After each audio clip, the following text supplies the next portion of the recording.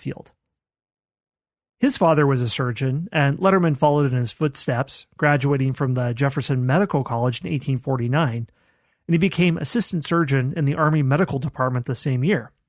From 1849 to 1861, he was on various military campaigns in Florida, Minnesota, New Mexico, and California against Native American tribes. He was assigned to the Army of the Potomac in 1861 at the outbreak of the Civil War, and named medical director of the entire Army in 1862 with the rank of major. He saw that it took a week to remove the wounded from the battlefield at 2nd Manassas, and was given free range by General George McClellan to do anything that he deemed necessary to revamp the terrible medical services that men were receiving in the field. It's not as if he could do much worse. Hey everyone, Scott here. We're going to take a very short break for a word from our sponsors. So Letterman started the very first ambulance corps, training men to act as stretcher bearers and operate wagons to pick up the wounded and bring them to field dressing stations so they wouldn't be left on the battlefield for up to a week. He developed an evacuation system that had 3 stations. First, a field dressing station located next to the battlefield where medical personnel would apply the initial dressings and tourniquets to the wounded.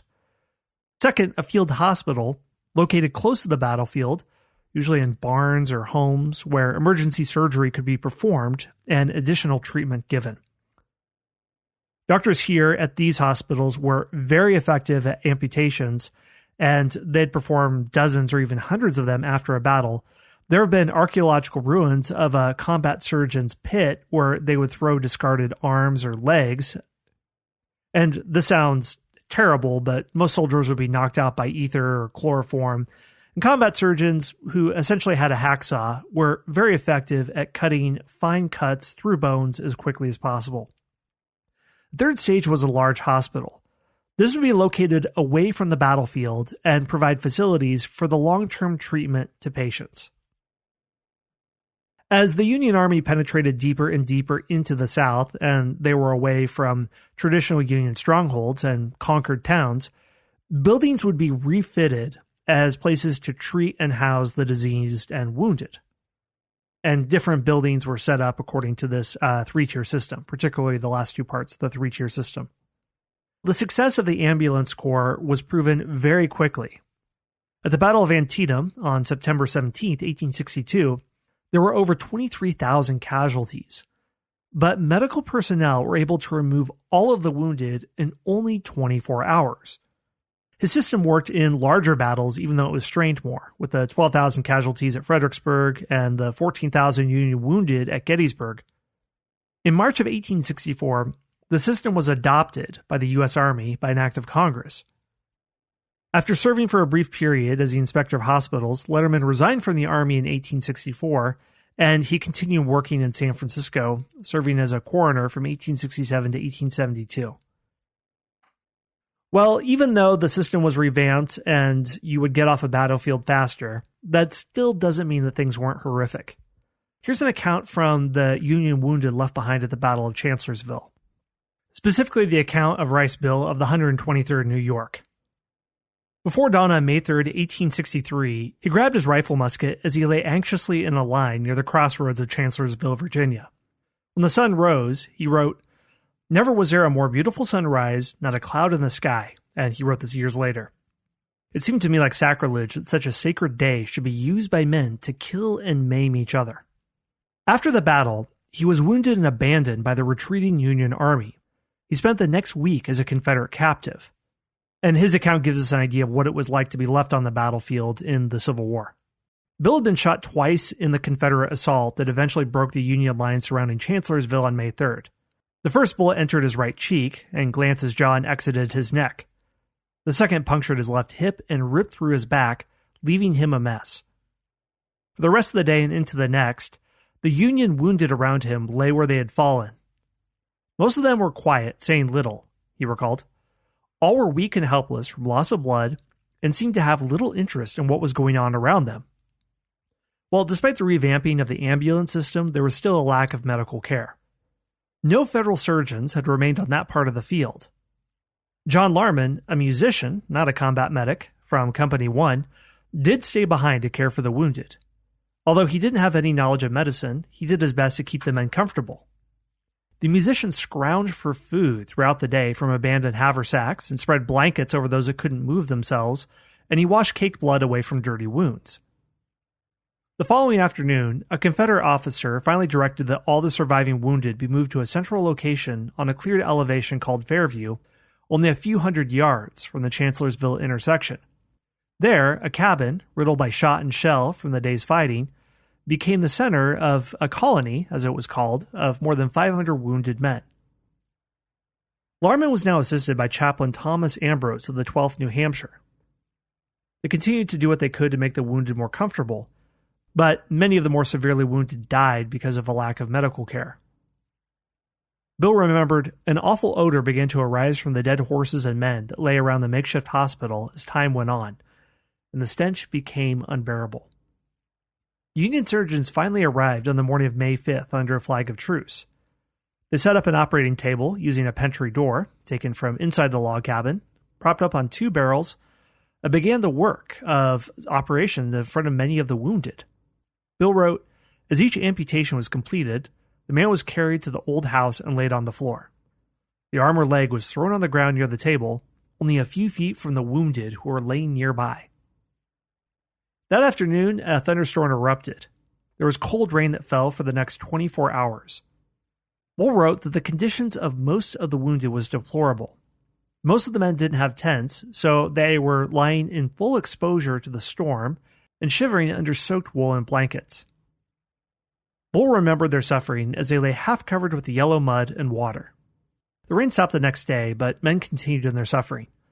One man had been shot near the top of his head, and his brain protruded from where the bullet entered his skull. He acted erratically, and one night the soldier tore through the camp and knocked over 3 men lying on the floor of the cabin.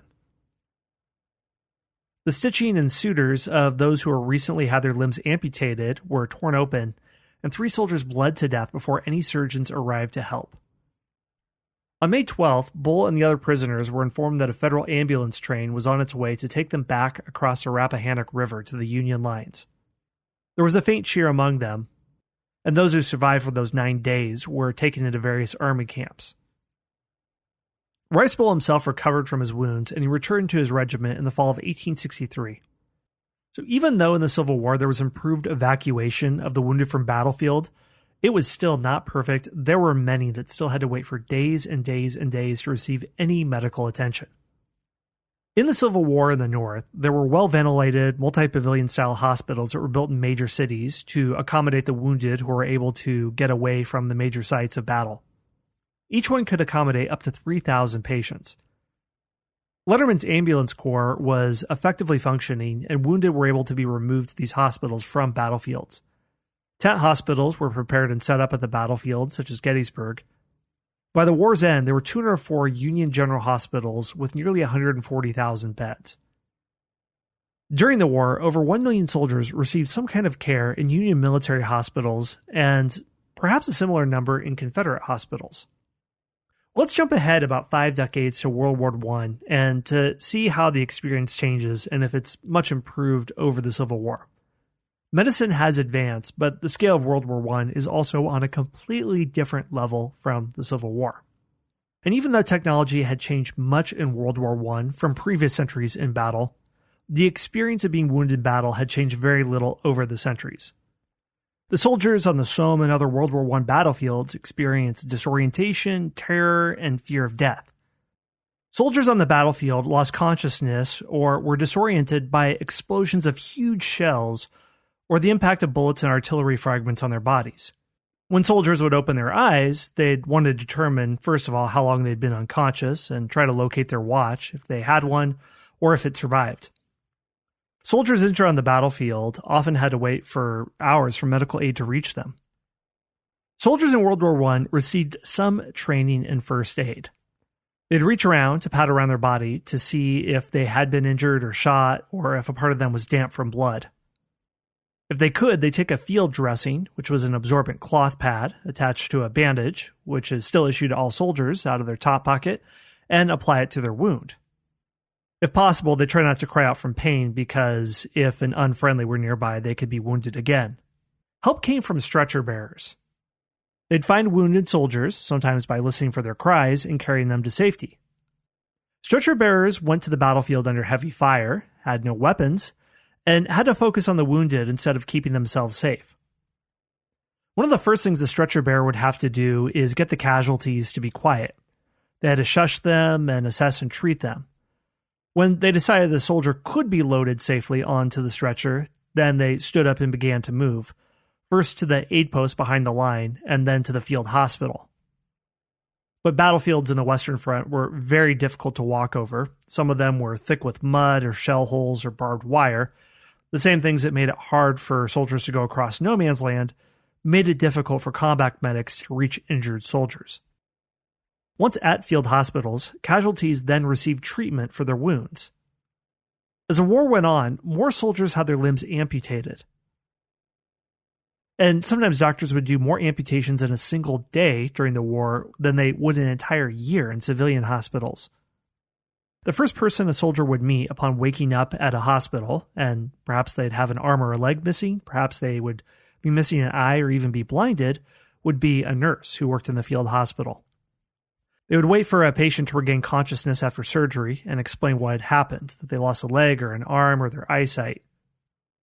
Pain medication could relieve some symptoms, but there was the issue of psychological suffering as well. Nurses often wrote letters to parents and other relations of their patients explaining what had happened in World War I. Letters from Europe tended to reach their recipients in Britain within 24 hours. If a patient's condition improved, a nurse could help him write letters himself so he could establish communication. So the skills of these doctors and stretcher bearers and nurses helped save millions of lives of wounded soldiers. And in this war, it went beyond just technical medical skills, but understanding what those first moments were like for a person waking up when their lives weren't going to be the same again. Well, due to the effects of World War I, soldiers in World War II received more advanced combat training. A medic would have a Red Cross symbol on their helmet or armband, and at first made them a target for snipers, but under treaties, you wouldn't specifically target a medic. They'd be trained to make and apply arm and leg splints, bandage wounds, treat patients for shock, stop bleeding by applying tourniquets, and do routine things like take temperatures and pulse readings and prepare patients for surgical procedures, as well as cleaning and sterilizing specific areas. Well, I want to dig in more into the combat medic experience in World War II. And there's a wonderful article by Stephen Ambrose that came out in 1997, which Stephen Ambrose wrote in the American Heritage magazine in Volume 48, Issue 7. The experience of those who were injured in World War II was much different than the Civil War. If you were injured by shrapnel or a bullet or a tree limb, your chances of survival were much better. The medical team, from medics in the field to nurses and doctors in tent city hospitals, were able to help 96% of all admitted to a field hospital survive. In the Civil War, it was only about 50%. And there are many reasons why this is the case, and I'll try to do my best to give an overview of why.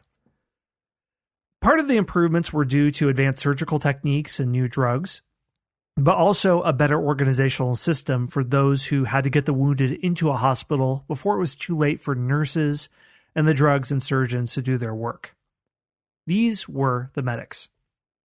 When they were trained back in the United States, I'm taking the case of America, for example, they were mildly despised, as one officer said. But on the battlefield, they were loved. There were about 30 or 40 medics in an infantry battalion at 12 platoons, or about 500 men, which, if you remember the numbers I quoted earlier for the Civil War, are way more than then. After time on the line, whether a week or a month, most units were down to one medic per platoon. The medics went through the same training as any infantrymen, with the exception of weapons. In training camp, they'd been segregated into their own barracks and kept away from the men they were learning to save, maybe for fear of contaminating the real soldiers, one idea perhaps. The rifle-carrying enlisted men and the medics developed little mutual camaraderie. One lieutenant said that he and his platoon mildly despised the men of the medical corps for being conscientious objectors, and some were, and they were placed in the medical corps. Others simply wanted to practice medicine and serve in that way. Sometimes medics in training were ridiculed, called names like pill pusher, and the tourniquets and bandages they put on imagined wounds in field exercise were joked about.